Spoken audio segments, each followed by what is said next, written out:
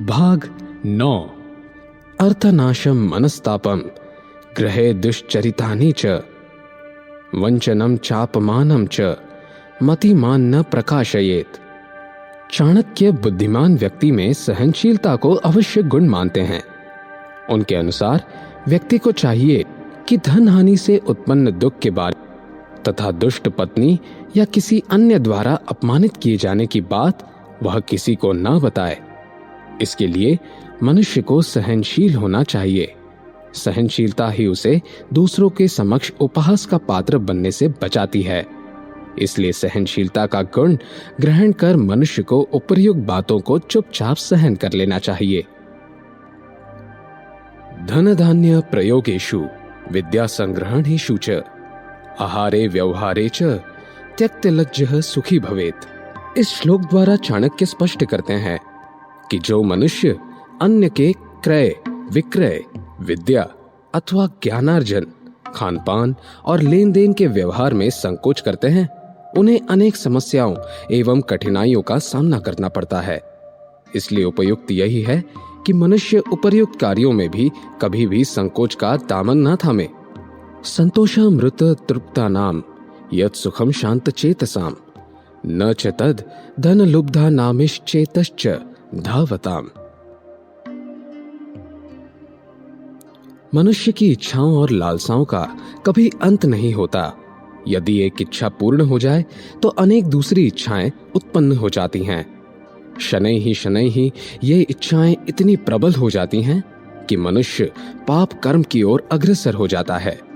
इस संदर्भ में चाणक्य धैर्य और संतोष का उपदेश देते हुए कहते हैं कि मनुष्य को इन दोनों गुणों को भली भांति ग्रहण करना चाहिए। इससे उनका मन सदैव तृप्त और शांत रहता है। जीवन में सुख प्राप्ति की यही सबसे सरल और सहज मार्ग है।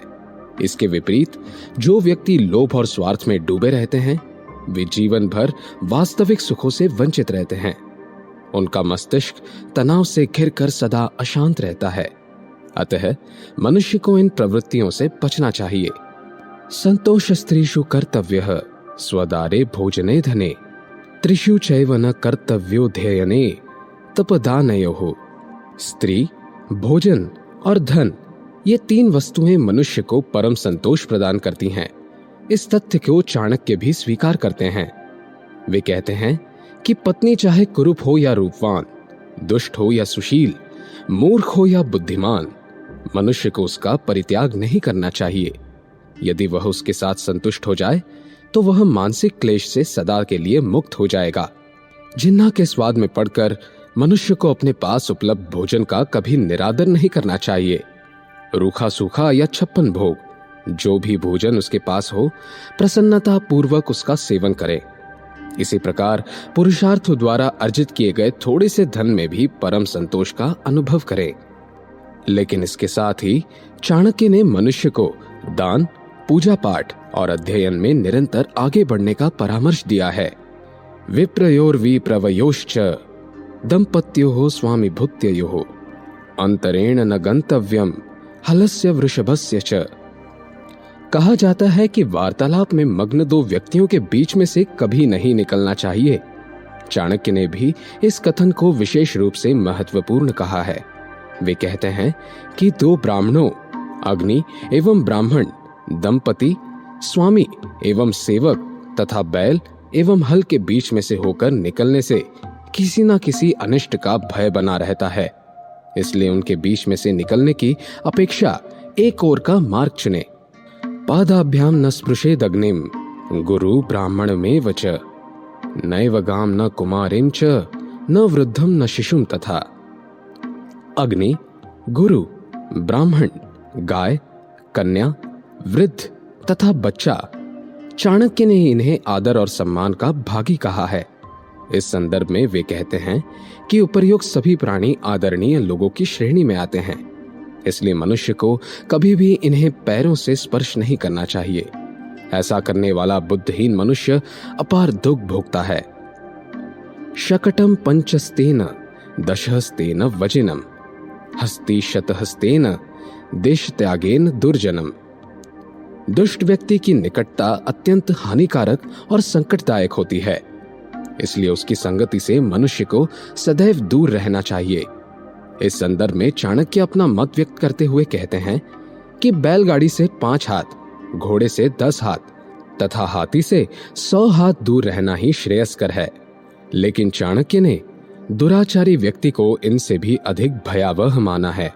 इसलिए उन्होंने सज्जन मनुष्यों को परामर्श दिया है कि ऐसे दुराचारियों से बचने के लिए देश का त्याग भी निसंकोच कर देना चाहिए, अन्यथा मनुष्य का पतन होते देर नहीं लगती। हस्ति अंकुशहस्तेन वाजी हस्तेन ताड़येत श्रृंगी लघुहस्तेन खंगहस्तेन दुर्जनः। दुर्जन व्यक्ति की प्रवृत्ति और उसे वश में करने का उपाय बताते हुए चाणक्य कहते हैं कि जिस प्रकार हाथी को अंकुश, घोड़े को चाबुक तथा सींग वाले पशुओं को डंडे से वश में किया जाता है, उसी प्रकार दुर्जन को वश में करने के लिए तलवार का सहारा लेना पड़ता है। इसे और विस्तृत रूप में समझाते हुए चाणक्य कहते हैं कि दुर्जन व्यक्ति अत्यंत नीच प्रवृत्ति का होता है। उसका मन, मस्तिष्क सदैव दूसरों का अहित करने के लिए उद्यत रहता है। ऐसे मनुष्य को प्रेम, स्नेह अथवा ज्ञान द्वारा बदलना असंभव है। कई बार ऐसे अवसर भी सामने आ जाते हैं जब दुष्ट मनुष्य अपनी सभी सीमाएं लांघ जाता है। ऐसी स्थिति में वे स्वयं की रक्षा हेतु सज्जन मनुष्य को तलवार का प्रयोग करना चाहिए। तुष्यन्ति भोजने विप्रा मयूरा घनगर्जिते साधवः परसंपत्तौ खलः पर विपत्तिषु। ब्राह्मण को भोजन से अत्यंत प्रेम होता है, इसलिए पर्याप्त स्वादिष्ट भोजन द्वारा उसे संतुष्टि मिलती है। मोर बादलों को देखकर प्रसन्न हो उठता है, उनके गर्जन से उसके पैर थिरकने लगते हैं। इस नृत्य में उसकी संतुष्टि निहित होती है। इसी प्रकार दूसरों का वैभव, ऐश्वर्य, समृद्धि और सुखों को देखकर सज्जन मनुष्य कभी ईर्ष्या नहीं करते, अपितु वे अपने थोड़े से साधनों से ही संतुष्ट हो जाते हैं। लेकिन इसके विपरीत दुष्ट और दुर्जन व्यक्ति की संतुष्टि दूसरों के अहित में छिपी होती है। वे अन्य व्यक्तियों को संकट में देखकर अत्यंत प्रसन्नता का अनुभव करते हैं। अनुलोमेन बलिनम प्रतिलोमेन दुर्जनम आत्मतुल्य बलम शत्रुम विनयेन बलेन वा। उपर्युक्त श्लोक द्वारा चाणक्य कूटनीति से युक्त अत्यंत महत्वपूर्ण कथन को प्रकट करते हैं। इस कथन में मनुष्य के लिए उनका गुप्त परामर्श भी छिपा हुआ है। वे कहते हैं कि बलवान व्यक्ति को बल द्वारा जीतना अत्यंत कठिन है, इसलिए उसे उसके अनुकूल व्यवहार करके वश में कर लें। दुष्ट शत्रु को उसके प्रतिकूल व्यवहार से पराजित करें। इसके विपरीत जो शत्रु समान बल से युक्त हो, उसे विनय और बल के संयोग से जीता जा सकता है।